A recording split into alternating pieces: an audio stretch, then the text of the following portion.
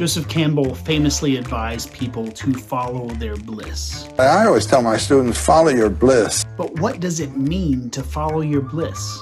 Well, let Professor Campbell and I try to explain it. Now, I came to this idea of bliss because in Sanskrit, which is the great spiritual language of the world, and they know all about it and have known about it for a long time. The transcendent is transcendent. But there are three terms that bring you to the brink. You might say the jumping off place to the ocean. And the three terms are Sat, Chit, Ananda. And Sat, the word Sat means being. Chit means full consciousness. And Ananda means rapture. So I thought, I don't know whether my consciousness is full consciousness or not. I don't know whether my being is proper being or not, but I do know where my rapture is.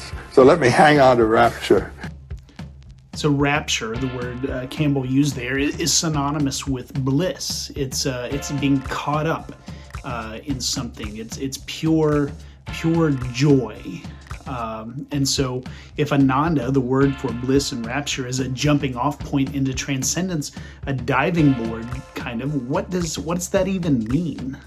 Well, this next bit, my explanation didn't come from Campbell. This is something I came up with as I kind of thought about these things myself. Bliss is a jumping off point into transcendence. What is transcendence? Transcendence is divinity. Transcendence is the divine, it's God. And so regardless of the culture, regardless of the religion, what do all gods have in common? Well, two things, I think.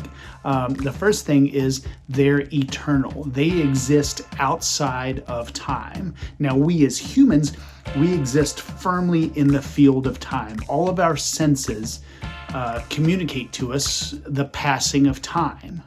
But when we're doing something we love, when we're involved in an activity we're motivated by, what's the thing we always end up saying? Oh, I lost track of time.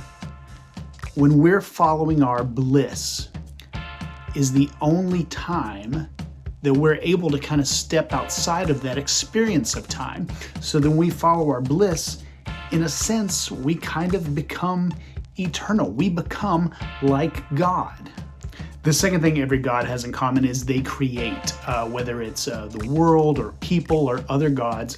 Gods are always creating. And we as humans, we can create. Maybe we create a painting or a sculpture or a meal, or maybe if you work with wood, maybe an end table, or if you're a screenwriter, maybe a script.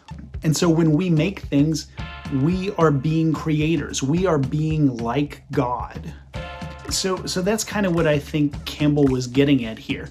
When we follow our bliss, when we create the things that we are meant to create, when we get caught up in that activity, we're being like divinity. We're transcending our humanness.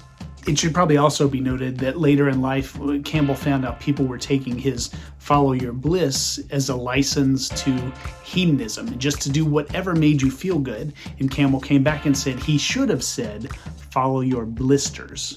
So it's the stuff you enjoy, sure, but it's also the work that you do. What work is specific and special to you that you're equipped, qualified, and talented to do, that you love doing, that the world needs. When you follow your bliss that way, it will lead you to transcendence.